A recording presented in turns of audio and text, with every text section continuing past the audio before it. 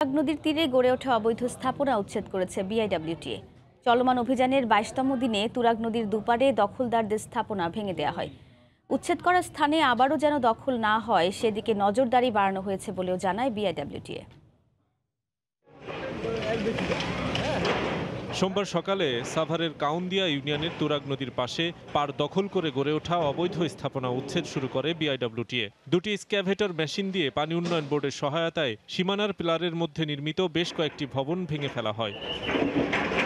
দুপুর ১২টার দিকে তুরাগ নদীর অপর পারে মিরপুরের দারুসালামের ছোট দিয়াবাড়ি এলাকায় অভিযান শুরু করা হয়। এ পারেও বেশ কয়েকটি ভবন ও অবৈধ দখল উচ্ছেদ করে বিআইডব্লিউটিএ। রাবিশ দিয়ে ন্যাকড়া দিয়ে ভরে তারপরে একটু মাটি ফেলে তারপরে কিন্তু তারা এই ঘরবাড়িগুলো তৈরি করেছিল। পানি উন্নয়ন বোর্ডের ইঞ্জিনিয়াররাই আমাদেরকে লাল দাগ দিয়ে দিয়েছে, সেই পর্যন্তই ভাঙা হয়েছে। তবে স্থানীয়রা বলছেন নদীর সীমানা রেখা ছেড়ে নিজস্ব জায়গায় বসবাস করছেন তারা। আমরা 7 ফিট ছেড়ে দিচ্ছি, ঠিক আছে, তারপরে তারা কেন ভিতরে ঢুকতেছে? 15-20 ফিট করে ঢুকতেছে। আমার বাড়িটা পুরো শেষ করে দিয়ে গেল। এসে পড়ছে আছে, আর এসে আছে, বর্তমান মহানগরী আছে। সুন্দরভাবে 12 ফিট খালি করে দিছে।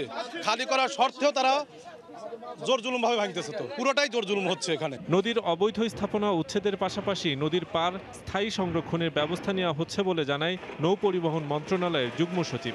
নৌ পরিবহন মন্ত্রণালয়ের পক্ষ থেকে আমরা ব্যাপক প্রোগ্রাম নিয়েছি যাতে ভবিষ্যতে আমাদের এই সমস্ত নদী আর দূষণ এবং দখল না হয়।